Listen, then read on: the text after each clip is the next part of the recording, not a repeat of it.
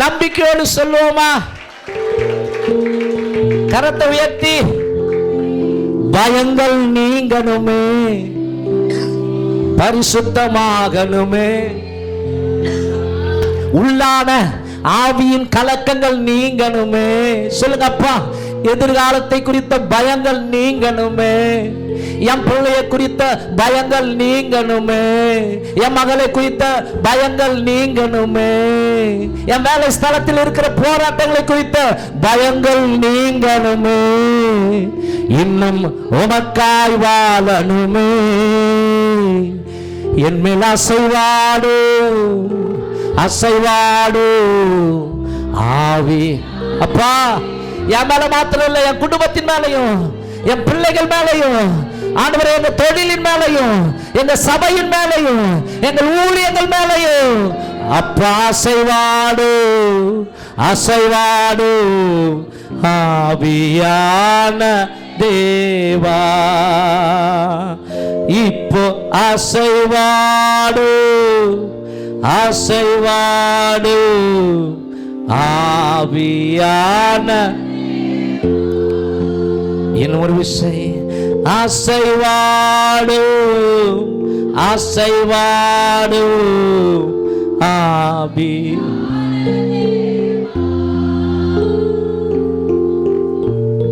என் மேல் அசைவாடு அசைவாடு ஆவியான நீர். அசைவாடினார் உலகத்தை மறக்க முடியுமே, பாவத்தை எளிதாய் ஜெயிக்க முடியுமே. நீர் எங்கள் மீது அசைவாடினார் நற்காரியங்கள் கைகூடி வருமே, எங்கள் கையின் பிரயாசங்கள் ஆசீர்வதிக்கப்படுமே. நீர் எங்கள் மீது அசைவாடினால் பரிசுத்தத்திலே நடக்க முடியுமே, தொடர்ந்து நாங்கள் உமக்காய் வாழ முடியுமே. என் உயிரான உயிரான உயிரான இயேசு, என் உயிரான உயிரான உயிரான இயேசு, என் உயிரான இயேசு, என் உயிரோடு கலந்தி என் உயிரே நான் உம்மை துதிப்பேன். என் உயிரே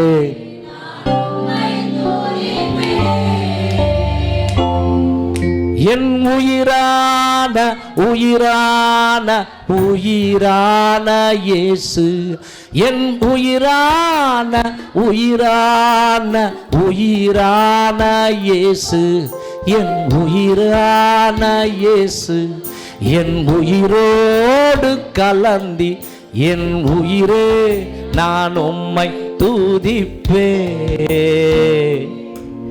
என் உயிரே நான் உம்மை துதிப்பேன்.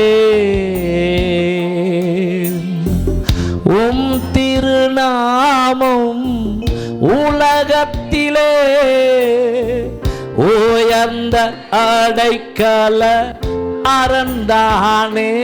எனக்கு உம் திருநாமம் உலகத்திலே உயர்ந்த அடைக்கல அரண்தானே. நீதிமானவர்க்குள்ளே ஓடி சுகமாய் இருப்பானே.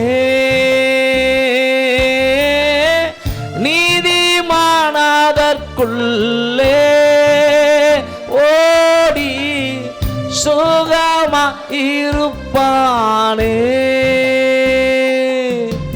என் உயிரான உயிரான உயிரான இயேசு, என் உயிரான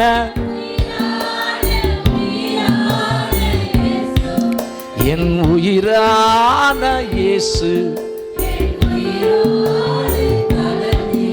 என் உயிரே நான் உம்மை துதிப்பேன். என் உயிரே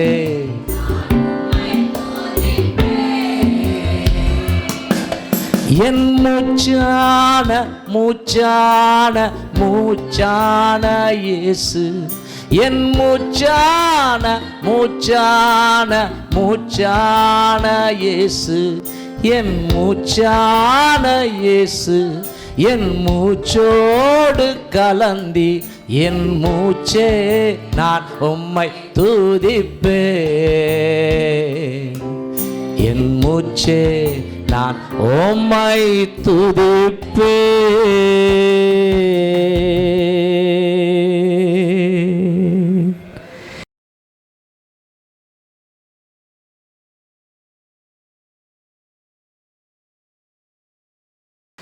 இந்த மாதத்திற்காக ஸ்தோத்திரம். கடந்த நாட்களில் நான் கர்த்தருடைய சமூகத்தில் என்னுடைய சிந்தையை நோக்கி பார்த்து, ஆண்டவரே இந்த புதிய 12வது மாதத்திற்கு தேவையான ஒரு ரேமா வார்த்தையை நீர் அருளும் என்று யோசித்த பொழுது ஆண்டவர் என்னுடைய சிந்தையில் வேதத்தை புரட்டி கொண்டு வரும் பொழுது ஆண்டவர் எனக்கு உணர்த்தின ஒரு வேத வசனம் ஏசாயா புஸ்தகம் 60ஆம் அதிகாரம் 20வது வசனம்.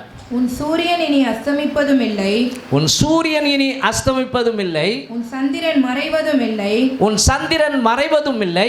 கர்த்தரே உனக்கு நித்திய வெளிச்சமாய் இருப்பார், கர்த்தரே உனக்கு நித்திய வெளிச்சமாய் இருப்பார். உன் துக்க நாட்கள் முடிந்து போகும், உன் துக்க நாட்கள் முடிந்து போகும்.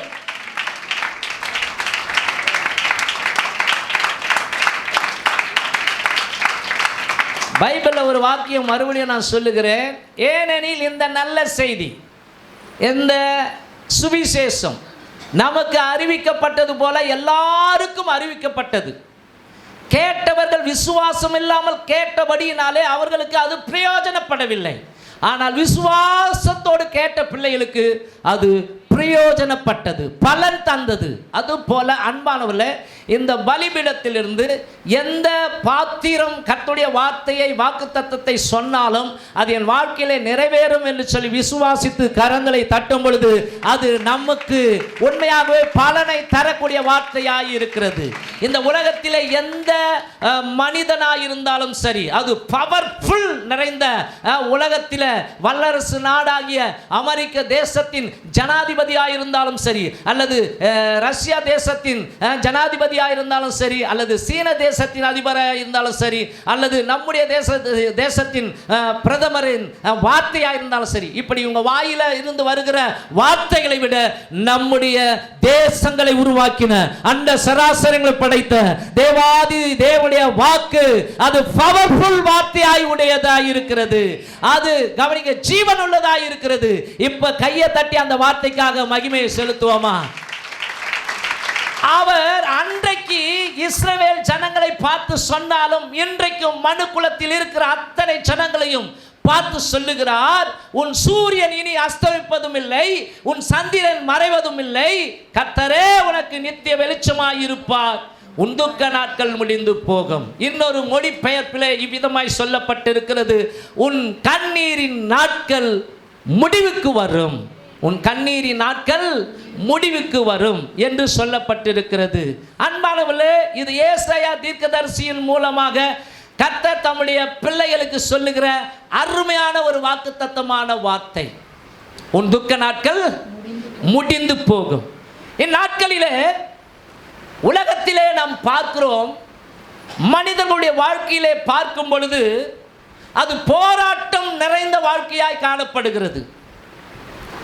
வேதனை நிறைந்த, துக்கம் நிறைந்த, இருள் நிறைந்த வாழ்க்கையாய் தான் காணப்படுகிறது. இவ்விதமாய் வாழுகிற மக்கள் நான் ஏன் வாழ வேண்டும் என்ற எண்ணத்தை உடையவர்களாய் இருக்கிறார்கள். ஏன் சிலர் இப்படிப்பட்ட வேதனை வாழ்க்கையை தாங்க முடியாதவர்களாய், துக்கத்தை தாங்க முடியாதவர்களாய் தற்கொலையும் செய்து கொள்ளுகிறார்கள். தற்கொலை ஒரு முடிவல்ல. என் உயிரை நானே மாய்த்து கொள்ள எனக்கு அதிகாரம் இல்லை. இந்த சரீரம் தேவனுடைய வீடு என்று சொல்லப்பட்டிருக்கிறது. இந்த சரீரம் தேவனுடைய சொத்து.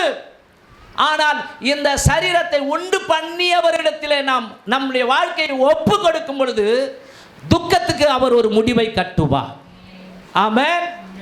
அப்போ இன்றைக்கு பிசாசானவன் துக்கத்தை மக்களுடைய வாழ்க்கையை உண்டாக்கி மக்களுடைய மனதிலே தந்திரமாக நான் ஏன் வாழ வேண்டும், செத்து போகலாம், அல்லது பாவ காரியங்களை செய்யலாம் அப்படின்னு சொல்லி அவன் கலைகளை விதைத்து அவர்களை இருளிலே தள்ளுகிறான் அல்லது கொல்லுகிறான். ஏன்னா யோவான் 10:10 வேதம் சொல்லுகிறது, திருடன் திருடவும் கொல்லவும் அழிக்கவும் வருகிறான், வேறொன்றுக்கும் வரான். நானோ அவைகளுக்கு ஜீவன் உண்டாயிருக்கவும் அது பரிபூரணப்படவும் வந்தேன். கரங்களை தட்டி கர்த்தரை மகிமைப்படுத்துவோமா? அவர் சொல்றார், அவைகளுக்கு ஜீவன் உண்டாயிருக்கவும் அது பரிபூரணப்படவும் வந்தேன் என்று சொல்லுகிறார். ஆமென். நம்முடைய ஆண்டவராகிய இயேசு கிறிஸ்து சொல்லுகிறார், ஏசாயா பக்தன் மூலமாக மத்தேயு 4:15 வாசிக்கும் பொழுது, இருளில் இருக்கும் ஜனங்கள் பெரிய வெளிச்சத்தை கண்டார்கள், மரண இருளின் திசையில் இருக்கிறவர்களுக்கு வெளிச்சம் உண்டானது. கடந்த காலங்களில் 1995 வருஷத்தில் மரண இருளிலே இருந்த என்னை நோக்கி இந்த மகா பெரிய வெளிச்சம் வந்தது. அவருடைய வார்த்தை வெளிச்சமாயிருக்கிறது. அந்த வார்த்தை இப்படியா என்னை நோக்கி வந்தது, வருத்தப்பட்டு பாரம் சுமக்கிற மகனே, நீ என்னிடத்திலே வா, நான் உனக்கு இளைப்பாறுதலை தருவேன். அந்த வார்த்தைக்கு என்னுடைய மனக்கதவை திறந்து கொடுத்தேன். கடந்த காலங்களிலே 95ஆம் ஆண்டிலே ஆர்ட் பேஷண்டாக இருந்த எனக்கு அந்த வார்த்தை, கவனியுங்கள், துக்கம் நிறைந்த மரணத்துக்கு ஏதுவான துக்கத்திலே ஓடிக்கொண்டிருந்த எனக்கு அந்த வார்த்தை, அந்த வெளிச்சம், அந்த ஒளி சுக வாழ்க்கையை ஏற்படுத்தி கொடுத்து ஜீவனை கொடுத்து இன்றைக்கு 30 ஆண்டுகளுக்கு மேலாக வாழ தேவன் கிருபை பாராட்டி இருக்கிறார். அல்லேலூயா. எனக்கு மாத்திரம்தான் செய்வாரா? இல்ல, அவர் எல்லாருக்கும் அறைகூவல் விடுகிறார். நீங்கள் துக்கத்தில் வாழ்வது, வருத்தத்தில் வாழ்வது, வேதனையில் வாழ்வது, அவமானத்தில் வாழ்வது தேவனுடைய விருப்பம் அல்ல. இவைகள் எல்லாவற்றுக்காகவும் ஒரு நித்திய பலியாக தம்மை தாமே சிலுவையிலே பலி கொடுத்த ஆண்டவர் சொல்லுகிறார், உன் சூரியன் இனி அஸ்தமிப்பதும் இல்லை, உன் சந்திரன் மறைவதும் இல்லை, கர்த்தராகிய நானே உன் வாழ்க்கையில நித்திய வெளிச்சமாயிருப்பேன், உன்னுடைய துக்க நாட்கள் முடிந்து போகும். ஆமென்.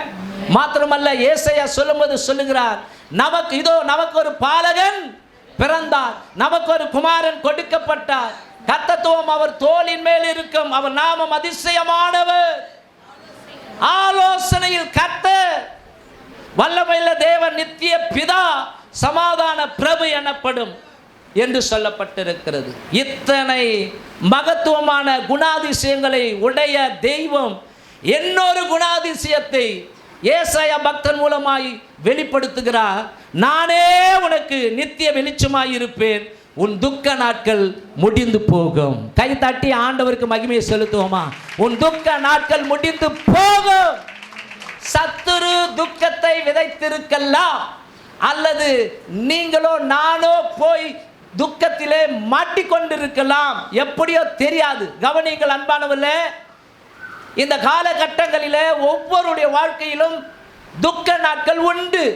துக்க நாட்களை அவர்கள் கடந்து வந்த அனுபவங்களை கேட்டால் சொல்ல முடியும். ஆகவே இங்கே உட்கார்ந்து இருக்கிற நீங்களா இருந்தாலும் சரி, இந்த செய்தியை நாங்கள் இணையதளத்தில் வெளியிடுவோம், அதை கேட்கிற மக்களாக இருந்தாலும் சரி, ஒவ்வொருடைய வாழ்க்கையிலும் துக்க நாட்கள் வருகிறது.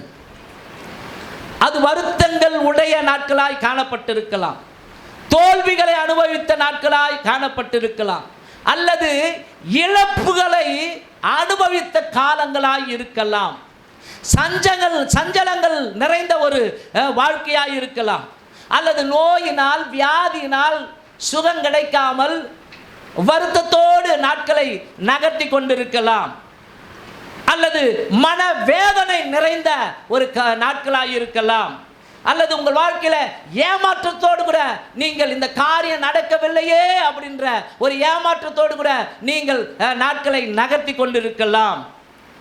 இருள் நிறைந்த ஒரு வாழ்க்கையாய் உங்கள் வாழ்க்கை உங்கள் கண்களுக்கு தெரிந்திருக்கலாம்.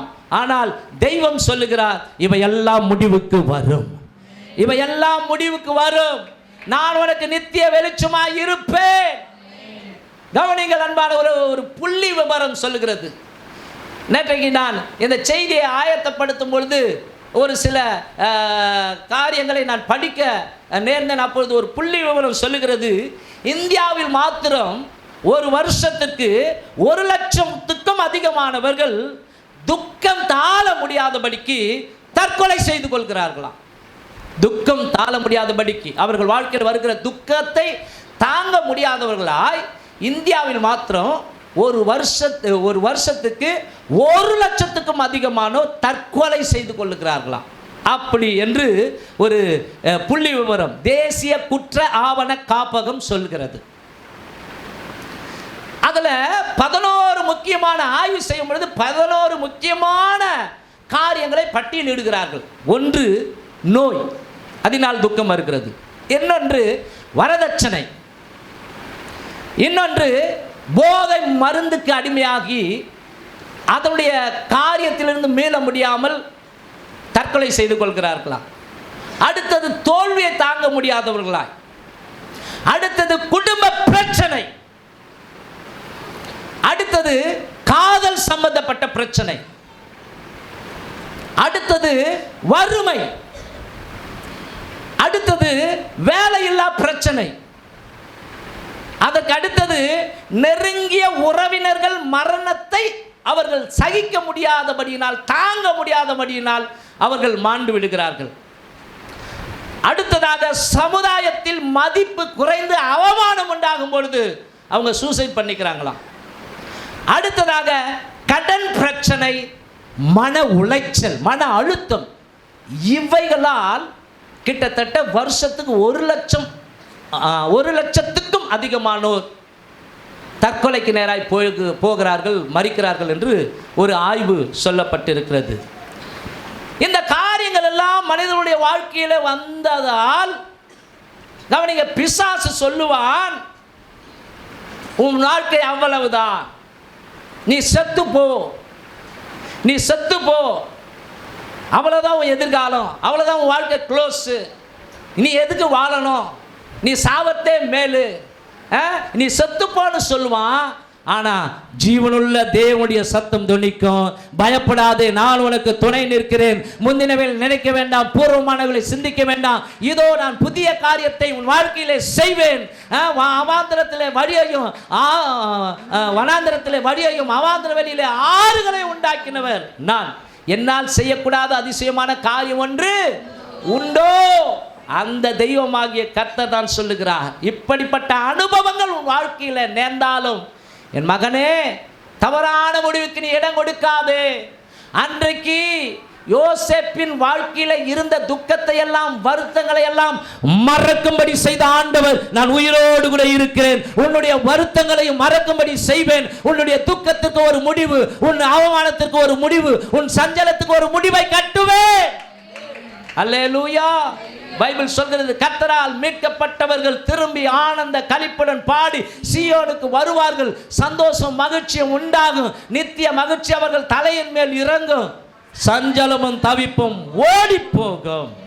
அல்லேலூயா. ஆகவே இந்த காலை வேளையிலே விசுவாசியுங்கள், கர்த்தருடைய வார்த்தையை நம்புங்கள். கர்த்தருடைய வார்த்தை பொய் சொல்லாது. இந்த உலகத்தில் இருக்கிற அத்தனை மனிதர்களும் பொய் சொல்லலாம், ஆனால் பரிசுத்த ஆவியானவர் எழுதின இந்த வேத புஸ்தகம் ஒரு நாளும் பொய் சொல்லாது. கையை தட்டி பரிசுத்த ஆவியானவருக்கு மகிமை உண்டாகட்டும் என்று சொல்லுங்கள். அந்த பரிசுத்த ஆவியானவர் தான் ஏசாயா மூலமாய் சொல்லுகிறார், உன் சூரியன் அஸ்தமிப்பதும் இல்லை, உன் சந்திரன் மறைவதும் இல்லை, கர்த்தராகிய நானே உனக்கு நித்திய வெளிச்சமாய் இருப்பேன், உன் துக்க நாட்கள் முடிந்து போகும். அல்லேலூயா. இந்த நாளிலே நமக்கு திருவிருந்து ஆராதனை இருக்கிறபடினால நான் சுருக்கமாக இந்த தேவ செய்தியை தியானித்து ஜெபித்து முடித்து நாம் கர்த்தருடைய பந்தியில் பங்கு பெற விரும்புகிறேன். ஆகவே இந்த செய்தியின் தலைப்பு அஸ்தமிக்காத வெளிச்சம். அஸ்தமிக்காத வெளிச்சம். மங்காத, ஒரு நாளும் மறையாத நித்திய வெளிச்சம். கவனிங்கள், இந்த உலகத்தில் சில வெளிச்சங்கள் உண்டு. இப்போ கூட வெளிச்சம் இருக்குது இல்லையா? சில வெளிச்சங்கள் உண்டு. அது மெயினாக எந்த வெளிச்சம் உண்டு? எந்த வெளிச்சம் என்றால் சூரிய வெளிச்சம். இது பகல் வரைக்கும் இருக்கும், அப்படிதானே? இது சில நேரம் மேகங்களால் மறைக்கப்படுகிற வெளிச்சமாய் இருக்கிறது. சரிங்களா? இன்னொரு வெளிச்சம் சந்திரன். இதுவும் இரவில் மட்டும்தான் இருக்கும். இந்த சந்திரனும் நிலவிலிருந்து இரவல் வாங்கி தான் இரவுக்கு வெளிச்சத்தை கொடுக்கிற ஒரு சந்திரனாய் இருக்கிறது. அப்ப இந்த சூரிய வெளிச்சமும் தற்காலிகமானது தான். சந்திரன் பகலில் இரவிலே கொடுக்கிற அந்த வெளிச்சமும் தற்காலிகமானது தான். இன்னொரு வெளிச்சம் இருக்கிறது, மனிதனுக்கு கடவுள் கொடுத்த ஞானத்தினாலே மனிதன் கண்டுபிடித்த மின்சார வெளிச்சம். இதுவும் தற்காலிகமானது தான். இதெல்லாம் நித்திய வெளிச்சம் கிடையாது. எத்தனை பேர் கையை உயர்த்தி ஆமாங்கன்றீங்க? இதெல்லாம் நித்திய வெளிச்சம் கிடையாது. ஆனால் கர்த்தரின் வெளிச்சமோ என்றென்றைக்கும் அஸ்தமிக்காத வெளிச்சமா இருக்கிறது. கையை தட்டி அவருடைய நித்திய வெளிச்சம், பேரொளி. ஹல்லேலூயா! உலகத்திலே வந்து எந்த மனுஷனையும் பிரகாசிப்பிக்க பண்ணுகிற மெய்யான ஒளி, அந்த ஒளி, அந்த ஒளியே கர்த்தருடைய வெளிச்சம். அந்த வெளிச்சமே கர்த்தருடைய வெளிச்சம், நித்திய வெளிச்சம். ஆமென். வெளிப்படுத்தின விசேஷம் 21, 23 படிப்பதற்கு முன்பாக 1 தீமோத்தேயு புஸ்தகம் 6ஆம் அதிகாரம், 1 தீமோத்தேயு புஸ்தகம் 6ஆம் அதிகாரம் 16வது வாக்கியத்தை வாசிப்போம். 16.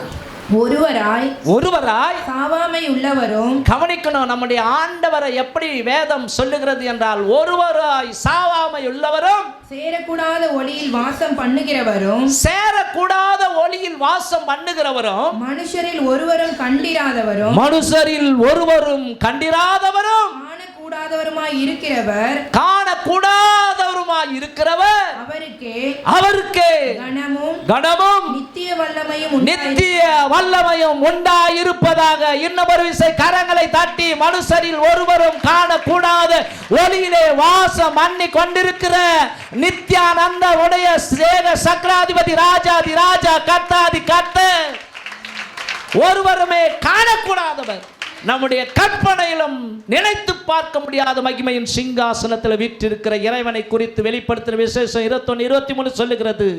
அந்த நகரத்திற்கு வெளிச்சம் கொடுக்க சூரியனும் சந்திரனும் அதற்கு வேண்டுவதில்லை. தேவனுடைய மகிமையே, கையை தட்டுவோமா, தேவனுடைய மகிமையே அதை பிரகாசிப்பித்து ஆட்டுக்குட்டியானவரே அதற்கு விளக்கு. இன்றைக்கு அருமையான இந்த இந்திய தேசத்தின் நகரங்களை வெளிச்சமாக்க மின்சாரம் தேவைப்படுகிறது. அல்லது இந்த பூமிக்குரிய காரியங்களுக்கு சந்திரன் தேவைப்படுகிறது, மாத்திரமல்ல சூரியன் தேவைப்படுகிறது. இவைகள் எல்லாம் தற்காலிகம். ஆனால் உங்களுக்காக எனக்காக ஆண்டவர் கைவேலை அல்லாத ஒரு நகரத்தை கட்டி கொண்டிருக்கிறார் என்று வேதம் சொல்லுகிறது. அந்த நகரத்திலே கவனியுங்கள், வெளிச்சம் கொடுக்க சூரியனும் சந்திரனும் வேண்டுவதில்லை. தேவனுடைய மகிமையே அதை பிரகாசிப்பித்தது. ஆட்டுக்குட்டியானவரே அதற்கு விளக்கு. உங்கள் வீட்டுக்கும் கவனிங்க, உலகத்தின் வெளிச்சம் தேவையில்லை. உங்களை உண்டாக்கினவருடைய உன்னதமான வெளிச்சம் இருக்குமானால் அவரே உன் குடும்பத்தின் இருளை விளக்குவார். அவர் விளக்காயிருப்பார். நெறிந்த நாணலை முறியாதவரும் மங்கி எரிகிற தீரியை அணையாதவருமாயிருக்கிற அவருக்கே துதியும் கனமும் மகிமையும் என்றென்றைக்கும் உண்டாவதாக. அந்த தெய்வம் சொல்லுகிறார், 11 மாசங்களாக ஒருவேளை வாழ்க்கையில இழப்பினாலே, கஷ்டத்தினாலே, போராட்டத்தினாலே, கடன் பிரச்சனையினாலே சில காரியங்கள் நடக்க என்று ஏமாந்து துக்கத்தோடு வந்திருக்கிறேன். மகனே, உன்னுடைய வாழ்க்கையில இருக்கிற துக்கத்தை எல்லாம் ஒரு முடிவுக்கு கொண்டு வருவேன். அல்லேலூயா, ஆமென், ஸ்தோத்திரம். வெளிப்படுத்தின விசேஷம் 22ஆம் அதிகாரம் 5வது வசனம் சொல்லுகிறது, அங்கே ராக்காலமும் இராது, அங்கே ராக்காலமும் இராது, விளக்கும் சூரியனுடைய வெளிச்சமும் சூரியனுடைய வெளிச்சமும் அவர்களுக்கு வேண்டுவதில்லை, அவர்களுக்கு வேண்டுவதில்லை. தேவனாகிய கர்த்தரே, தேவனாகிய கர்த்தரே அவர்கள் மேல் பிரகாசிப்பார், அவர்கள் மேல் பிரகாசிப்பார். அவர்கள் சதா காலங்களிலும், அவர்கள் சதா காலங்களிலும் அரசாளுவார்கள், அரசாளுவார்கள். கையை தட்டி கர்த்தருடைய நாம மகிமைப்பட அவருக்கு மகிமை செலுத்துவோமா? இது மறுமையின் வாழ்க்கையை குறித்தாலும் மகிமையின் வாழ்க்கையை குறித்து சொன்னாலும் இந்த உலக வாழ்க்கையிலும் அவர் நமக்கு நித்திய வெளிச்சமாய் இருக்கிறார் என்று வாக்கு கொடுத்திருக்கிறார். அல்லேலூயா. உன்னுடைய வாழ்க்கையில அந்த நித்திய வெளிச்சமாய் இருக்கிற கர்த்தரை ஆண்டவராக இறைவனாக நீ ஏற்றுக்கொள்ளும் பொழுது உன் வீடு பிரகாசிப்பிக்கும். அன்றைக்கு இருள் நிறைந்த ஒரு வாழ்க்கையில சமாதானம் இல்லாமல் துக்கத்தோடு கூட வாழ்ந்து கொண்டிருந்த எரிகோ பட்டணத்தில் இருந்த சக்கேயு என்கிற ஒரு மனுஷன் இயேசுவை குறித்து கேள்விப்பட்டு அவன் பெரும் பணக்காரனாய் இருந்தாலும் அவனுக்குள்ள துக்கம், அவனுக்குள்ள சந்தோஷம் இல்லை, அவனுக்குள்ள சமாதானம் இல்லை. அவன் இயேசுவை கேள்விப்பட்டு அவரை பார்க்க ஓடினான், வகை தேடினான். ஆனாலும் பார்க்க முடியவில்லை. ஆனாலும் முயற்சியை கைவிடாமல் அருகில் இருந்த ஒரு மரத்திலே ஏறி, காட்டத்தி மரத்திலே ஏறி இயேசுவை பார்க்க அவன் முயன்றான். அப்படி ஏறி ஆண்டவரை பார்க்கும் பொழுது ஆண்டவர் நித்திய வெளிச்சமானவர் அவனை நோக்கி பார்த்தார். சக்கேயுவே இறங்கி வா, இன்றைக்கு நான் உன் வீட்டிற்கு வர வேண்டும். அந்த நித்திய வெளிச்சம் கையை தட்டி ஆமா ஸ்தோத்திரம் பண்ணுவோமா, கையை தட்டி மகிமைப்படுத்துவோமா? அந்த நித்திய வெளிச்சம் ஒரு பாவியை அழைக்கிறது. சக்கேயுவே இறங்கி வா, இன்றைக்கு நான் உன் வீட்டிலே வந்து தங்க வேண்டும். அந்த நித்திய வெளிச்சம் வீட்டுக்குள்ள காலை எடுத்த வச்ச உடனே அங்கே இருந்த பிசாசு ஓட ஆரம்பித்தது, இருள் ஓட ஆரம்பித்தது. ஆமா, காரிருள் மறைய ஆரம்பித்தது. அவனுக்குள் ஒளி வந்தபடினாலே அவன் மனம் திரும்பி சொல்லுகிறான், ஆண்டவரே, நான் எவனிடத்தில் ஆகிலும் அநியாயமாய் வாங்கி இருந்தது உண்டானால் நாளத்தனையாக திரும்ப செலுத்துகிறேன், நாளத்தனையாக திரும்ப செலுத்துகிறேன் என்றான். அல்லேலூயா. அதுக்கு ஆண்டவர் சொல்லுகிறார், இவன் இயேசு அவனை நோக்கி, இன்றைக்கு இந்த வீட்டுக்கு ரட்சிப்பு வந்தது, இன்றைக்கு இந்த வீட்டிற்கு வெளிச்சம் வந்தது. ஏன்னா உள்ளே நுழைந்திருக்கிறவர் நித்திய வெளிச்சமாகிய இயேசு கிறிஸ்து. இன்றைக்கு இந்த வீட்டுக்கு ரட்சிப்பு வந்தது.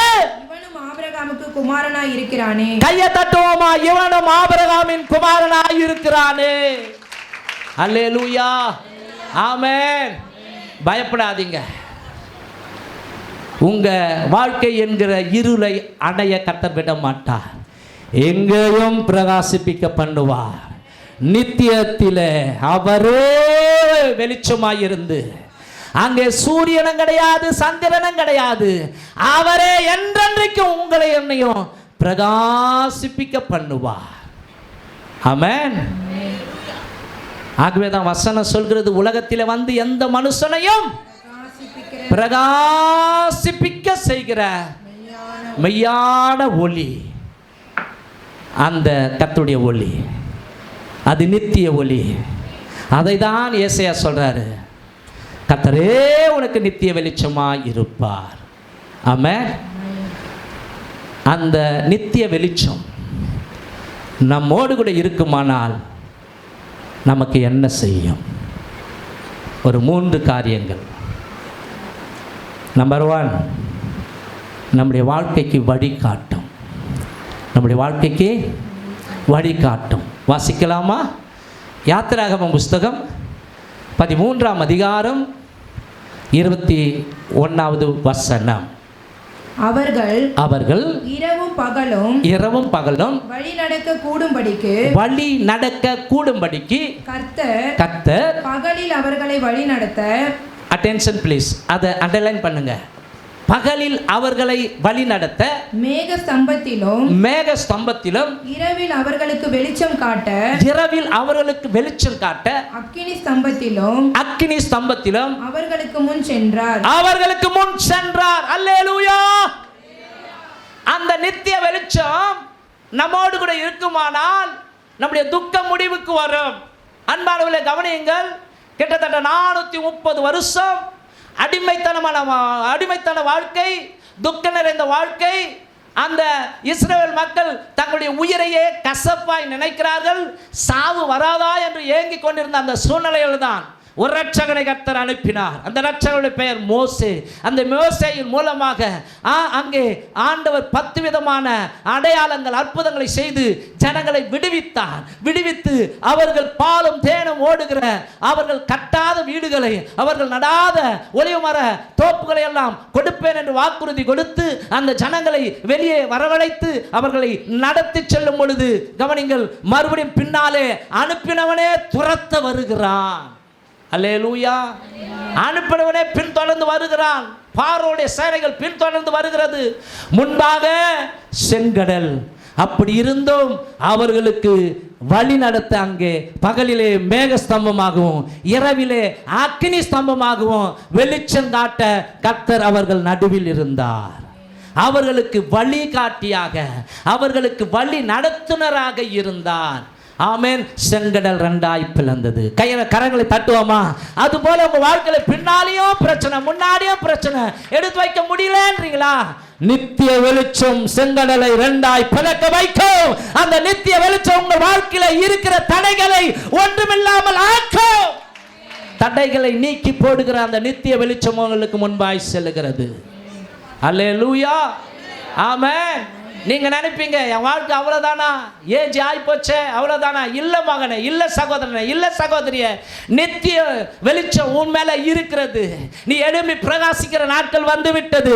நீ சுபிட்சமாய் வாழ போகிற, சந்தோஷப்படுகிற காலங்கள் வந்து விட்டது. பயப்படாது, நீ தேவனிடத்தில் கிருபை பெற்றாய். ஆமென்.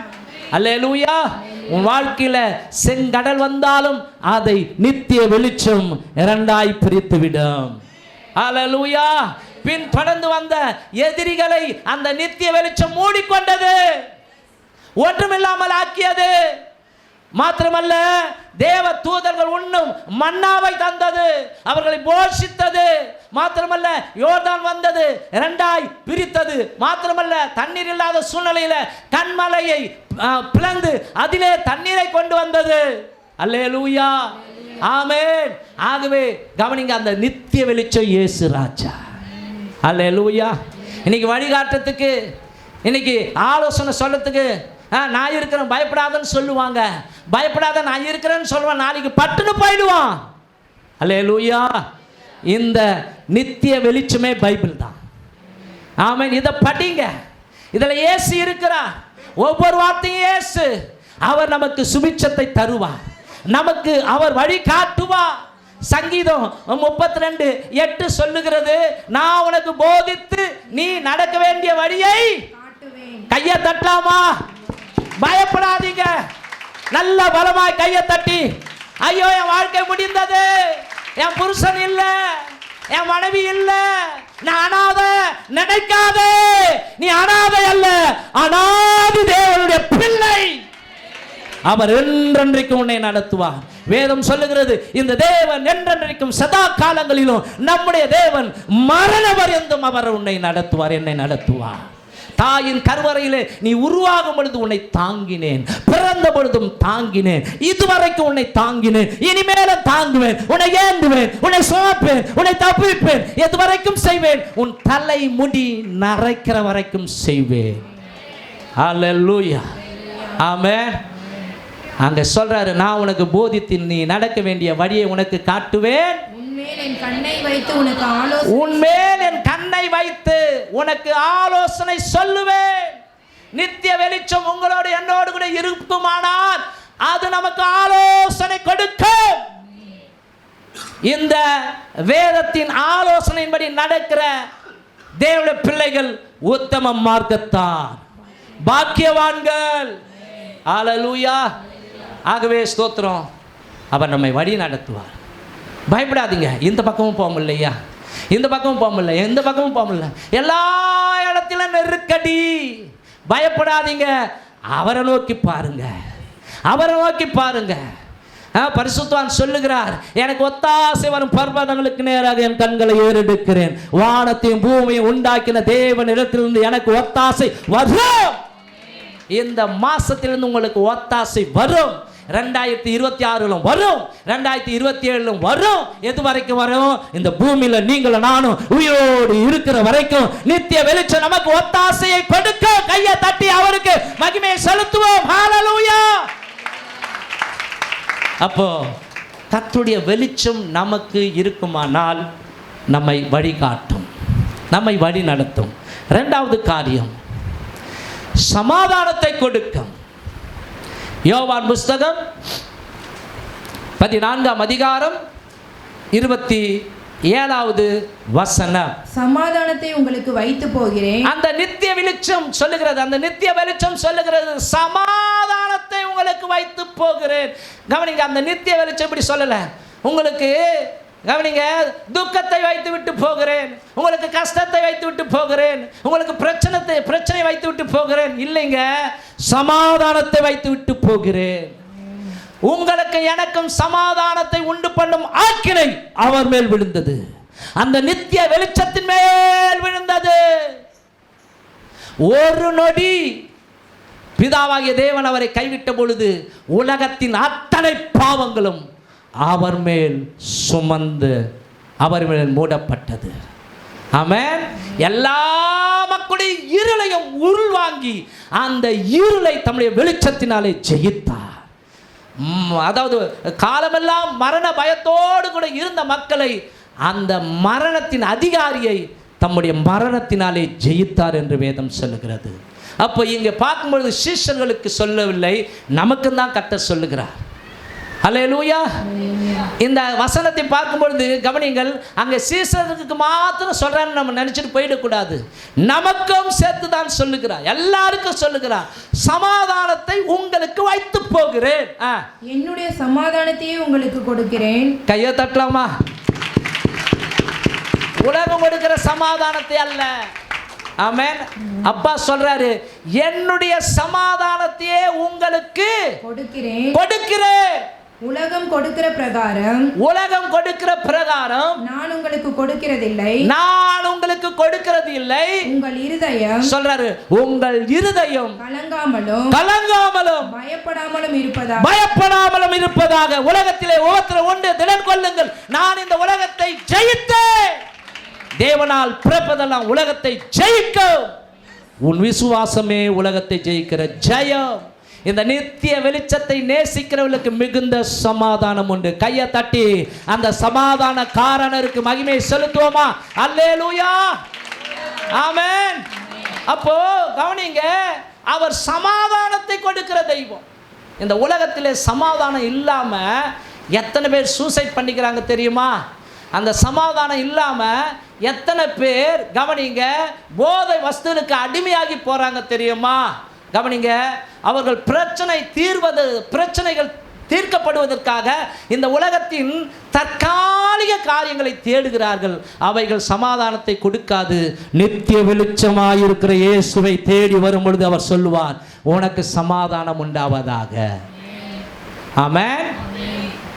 ஒரு பெண்மணி 12 வருடமாய் பெரும்பாடுள்ள ஸ்திரீ, அவள் கவனிங்க, தன்னுடைய 12 வருடத்தில் அவள் பட்ட அந்த வியாதியின் பாடுகள் கொஞ்சம் நஞ்சமல்ல, உதிர ஊரல் போய்கொண்டே இருக்கிறது. அவளுடைய அந்த வேதனை தாங்க முடியாதவளாக ஒரு நாள் இயேசுவை குறித்து கேள்விப்பட்டு இயேசுவை போய் அந்த ஜனங்கள் நிரம்பி இருக்கிற அந்த ஜனக்கூட்டத்துக்குள்ளே புகுந்து இயேசுவின் வஸ்திரத்தை தொட்டால் கர்த்தருடைய வல்லமை அவளை வந்து தொட்டது. அவளுடைய வியாதி அவளை விட்டு நீங்கியது. சுகத்தை பெற்றால் என்னை தொட்டது யார் என்று அவர் ஆண்டவர் கேட்கும் பொழுது முன்பாக வந்து சொன்னால், கர்த்தர் சொன்னார், மகளே திடன் கொள், உன் விசுவாசம் உன்னை ரட்சித்தது, உன் வேதனை நீங்கி சுகமாயிரு. அல்லேலூயா. ஆமென். அப்போ அன்பானவர்களே ஸ்தோத்திரம். இந்த உலகத்தில் கவனிங்க, தற்காலிக சமாதானம் உலகத்தில் தான் கொடுக்க முடியும், உலகம் தான் கொடுக்க முடியும். ஆனால் தெய்வீக சமாதானம், நித்திய சமாதானம் யார் கொடுக்க முடியும்னா படைத்தவர் மாத்திரமே.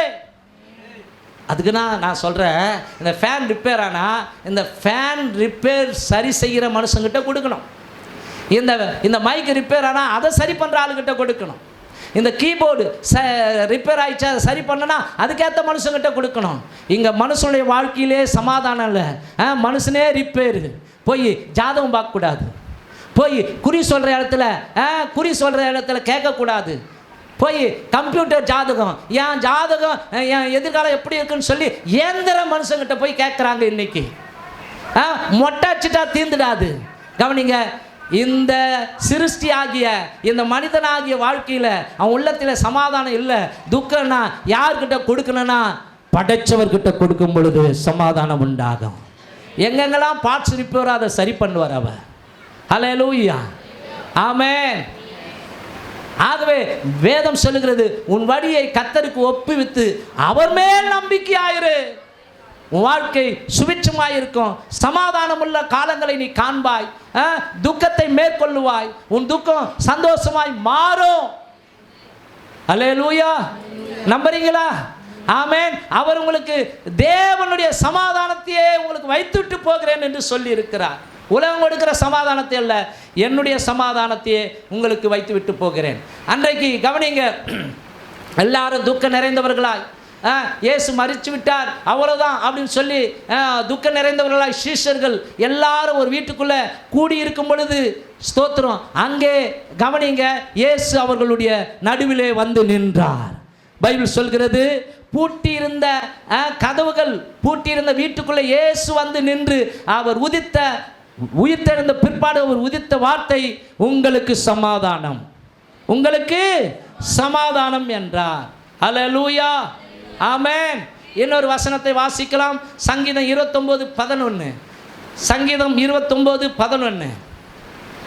கர்த்தர் தமது ஜனத்திற்கு பலன் கொடுப்பார், தமது ஜனத்திற்கு பலன் கொடுப்பார். நிமிர்ந்து உட்காருங்க. கர்த்தர் தம்முடைய ஜனத்திற்கு பலன் கொடுப்பார். 80 வயசானாலும் சரி, 90 வயசானாலும் சரி, அவர் பலன் கொடுப்பார்.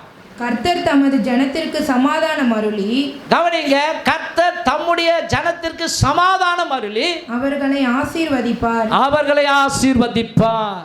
மோசே 120 வயதான பொழுது பலன் கொன்றவும் இல்லை, பார்வை மங்கவும் இல்லை என்று வேதம் சொல்லுகிறது. அவருக்கு பலன் இருந்தது என்று சொல்லப்பட்டிருக்கிறது. காலேப் சொல்லும் பொழுது, ஆண்டவர் என்னை கானானுக்கு உளவு பார்க்கும் பொழுது இருந்த பலன் இப்பொழுது வயதாகி போய்விட்டது, அதே பலன் இப்பொழுது இருக்கிறது என்று சொல்கிறார். அப்போ கர்த்தர் தம்முடைய ஜனத்திற்கு பலன் கொடுப்பார், தம்முடைய ஜனத்திற்கு சமாதானம் கொடுப்பார், தம்முடைய ஜனத்தை ஆசீர்வதிப்பார் என்று சொல்லுகிறது. அல்லேலூயா. அப்போ நித்திய வெளிச்சமாகிய கர்த்தர் ஒரு மனுஷன் கூட இருந்தா, நம்மோடு கூட இருந்தா, நமக்கு சமாதானமுள்ள நாட்கள் ஆண்டவர் கொடுப்பார். ஆமென். மூன்றாவது ஒரு காரியத்தை சொல்லி நான் முடிக்க விரும்புகிறேன். ஏசாயா புஸ்தகம் 27ஆம் அதிகாரம் 3வது வசனம். கர்த்தராகிய நான் அதை காப்பாற்றி அடிக்கடி அதற்கு தண்ணீர் பாய்ச்சி ஒருவரும் அதை சேதப்படுத்தாதபடிக்கு அண்டர்லைன் பண்ணுங்க. நித்திய வெளிச்சம் உன்னோடு என்னோடு கூட இருக்குமானால், கர்த்தராகிய நான் அதை காப்பாற்றி அடிக்கடி அதற்கு தண்ணீர் பாய்ச்சி ஒருவரும் அதை சேதப்படுத்தாதபடிக்கு அதை இரவும் பகலும் காத்துக்கொள்வேன். பாதுகாப்பார். கரங்களை தட்டி அவருக்கு மகிமை செலுத்துவோமா? நித்திய வெளிச்சம் நம்மேல் இருக்குமானால் பாதுகாப்பு உண்டாகும் சொல்றாரு. ஒருவரும் உன்னை சேதப்படுத்தாதபடிக்கு உன்னை இரவும் பகலும் காத்துக்கொள்வேன். ஆமென். இரவும் பகலும் காத்துக்கொள்வேன். அன்பானவர்களே, இந்த உலகம் இருள் நிறைந்த உலகம், இந்த உலகம் பாவம் நிறைந்த உலகம், இது சத்துரு நிறைந்த உலகம், இது கவனிங்க வஞ்சகர்கள் நிறைந்த உலகம், ஏமாற்றுக்காரர்கள் நிறைந்த உலகம். இந்த உலகத்தில் நீ நானும் பத்திரமா பாதுகாப்பா வாழும்படிக்கு கர்த்தரே நமக்கு நித்திய வெளிச்சமாய் இருப்பேன் என்று வாக்கு கொடுத்திருக்கிறார். ஆமென். பைபிளை படிக்கிறோம். 2 சாமுவேல் புஸ்தகம் குறிச்சிங்க 8:14. தாவீது போன எல்லா இடத்திலும் கர்த்தர் அவனை காப்பாற்றினார். தாவீது போன எல்லா இடத்திலும் கர்த்தர் அவனை காப்பாற்றினார். அவன் சொல்றான், தாவீது, ஆண்டவரே, என் பிரச்சனை காலகட்டங்களில் என்னை சவுல் துரத்தும் பொழுது, என் பிரச்சனை என்னை துரத்தும் பொழுது 3000 பேர் கொல்லும்படிக்கு என்னை வகை தேடி சுற்றி திரிந்த பொழுது, ஆண்டவரே, எனக்கு ஏகப்பட்ட துக்கம், ஆனா அந்த துக்கத்தில் கூட உம்முடைய வார்த்தை எனக்கு நித்திய வெளிச்சமாய் இருந்தபடினாலே உங்க வார்த்தையில நான் செத்து போயிருப்பேன். அல்லேலூயா. ஆகவே தான் ஒரு பரிசுத்தவான் பாடினாரு, நீங்க மட்டும் இல்லாது இருந்தால், உங்க வார்த்தை மட்டும் இல்லாது இருந்தால் மன சஞ்சாலத்தில் அழிந்திருப்பேன். உங்க வார்த்தை மட்டும் இல்லாது இருந்தால் மன சஞ்சாலத்தில்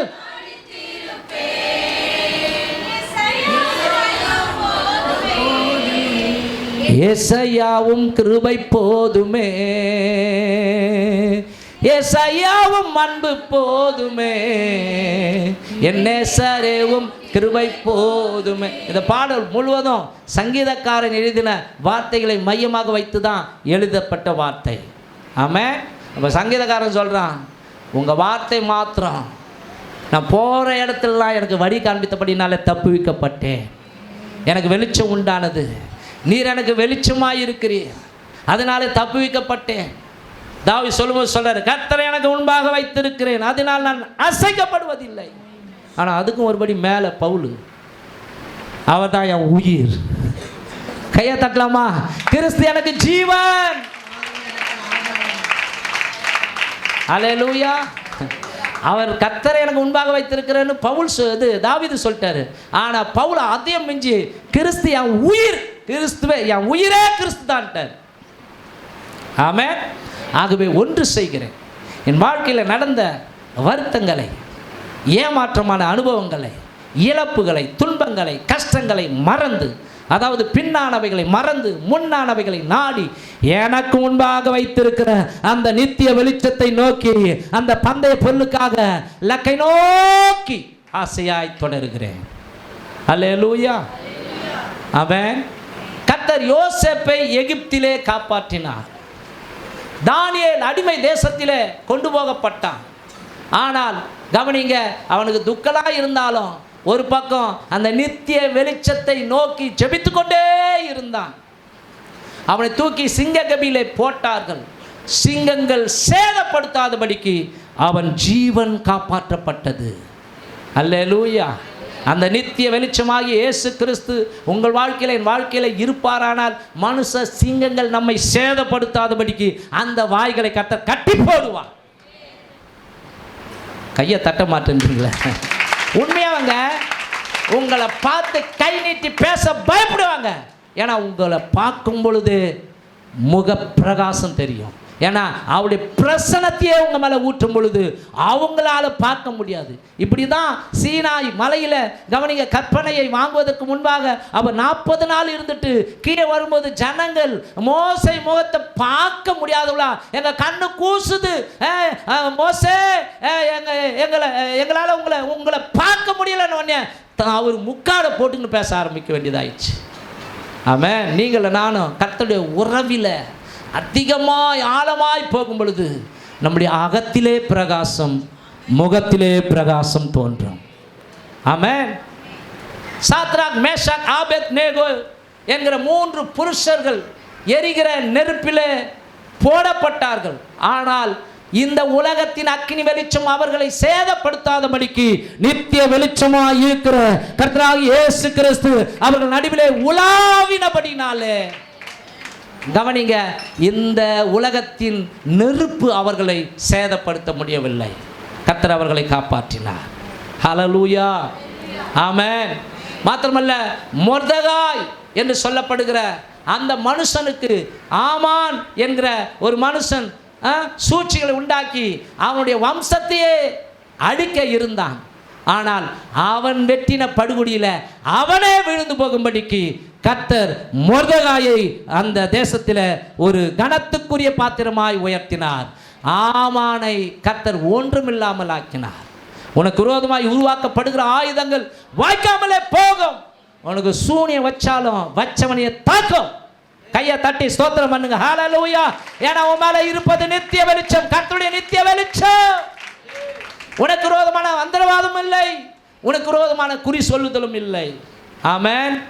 வேதம் சொல்லுகிறது, நான் முடிக்க விரும்புகிறேன், இந்த தேவன் என்றென்றைக்கும் உள்ள சதா காலங்களிலும் நம்முடைய தேவன் மரண பரியந்தம் அவர் நம்மை நடத்துவார். கடைசியாக ஒரு வசனத்தை படித்து நம்ம எழுந்து நிற்கலாமா? யோவான் புஸ்தகம் 16ஆம் அதிகாரம் 20வது வசனம். தெரிஞ்ச வசனம் தான். மெய்யாகவே மெய்யாகவே நான் உங்களுக்கு சொல்லுகிறேன், நான் உங்களுக்கு சொல்லுகிறேன், நீங்கள் அழுது புலம்புவீர்கள், நீங்கள் அழுது புலம்புவீர்கள். உலகமோ சந்தோஷப்படும், உலகமோ சந்தோஷப்படாது, தற்காலிகமான சந்தோஷம். நீங்கள் துக்கப்படுவீர்கள், அதுவும் தற்காலிகம் தான். நீங்கள் துக்கப்படுவீர்கள், ஆனாலும் உங்கள் துக்கம் சந்தோஷமாய் மாறும். ஆனாலும் உங்கள் துக்கம் சந்தோஷமாய் மாறும். காரணம், உன் சூரியன் இனி அஸ்தமிப்பதும் இல்லை, உன் சந்திரன் மறைவதும் இல்லை. கர்த்தரே உனக்கு நித்திய வெளிச்சமாய் இருப்பார். உன் துக்க நாட்கள் முடிந்து போகும். எத்தனை பேர் கர்த்தருடைய வார்த்தையை விசுவாசிக்கிறீங்க? எழுந்து நிற்கலாமா? உங்கள் துக்கம் சந்தோஷமாய் மாறும். உங்கள் கவலைகள் கண்ணீர் எல்லாம் மறைந்துவிடும். கலங்காதே மகனே, கலங்காதே, நம் இயேசு கைவிட மாட்டார். நம் இயேசு உங்கள் துக்கம் சந்தோஷமாய் மாறும். உங்கள் கவலைகள் கண்ணீர் எல்லாம் மறைந்துவிடும். உங்கள் துக்கம் சந்தோஷமாய் மாறும். உங்கள் கவலைகள் கண்ணீர் எல்லாம் மறைந்துவிடும். கடந்ததை நினைத்து கலங்காதே, நடந்ததை மறந்துவிடு. கடந்ததை நினைத்து கலங்காதே. கர்த்தர் புதியன செய்திடுவார், இன்றே நீ காண்பாய். கர்த்தர் புதியன செய்திடுவார், இன்றே நீ காண்பாய். இன்றே நீ காண்பாய். கலங்கிடவே வேண்டாம்,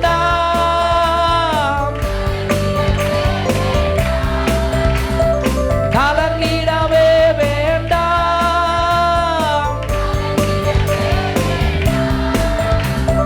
இயேசு கைவிட மாட்டார்.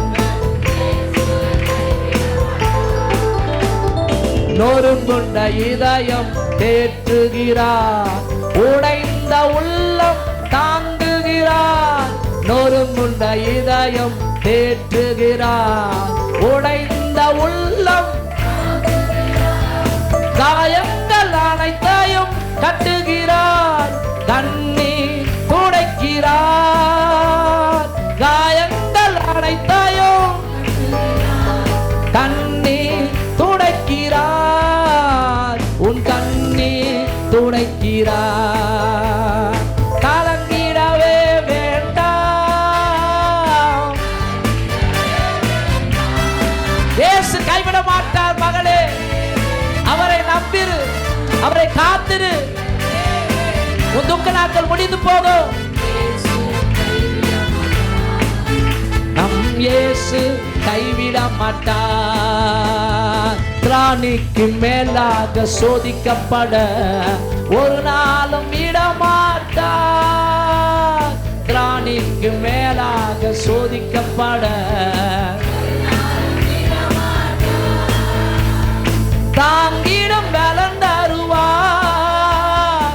தப்பிச் செல்ல வழி செய்வார். நிச்சயமாய் நீ தப்பிச் செல்ல வழி செய்வார். நீ உங்கள் துக்கம் சந்தோஷமாய் மாறும்.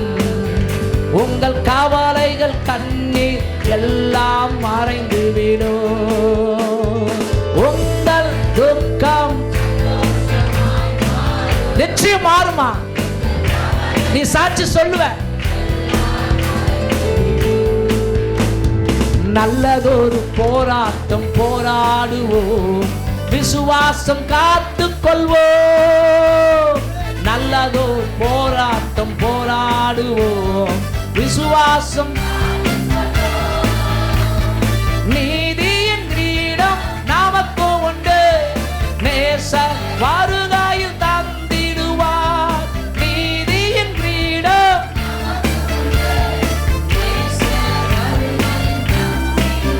நம் நேசர் வருகையில் தந்திடுவார். கலங்கிடவே வேண்டாம்,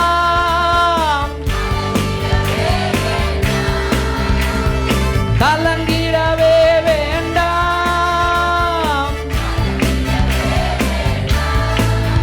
நம் இயேசு கைவிட மாட்டார், நம் இயேசு கைவிட மாட்டார். உங்கள் துக்கம் சந்தோஷமாய் மாறும், உங்கள் கவலை கண்ணீர் எல்லாம் மறைந்துவிடும். உங்கள் துக்கம் சந்தோஷமாய் மாறும், உங்கள் கவலைகள் கண்ணீர் எல்லாம் மறைந்துவிடும்.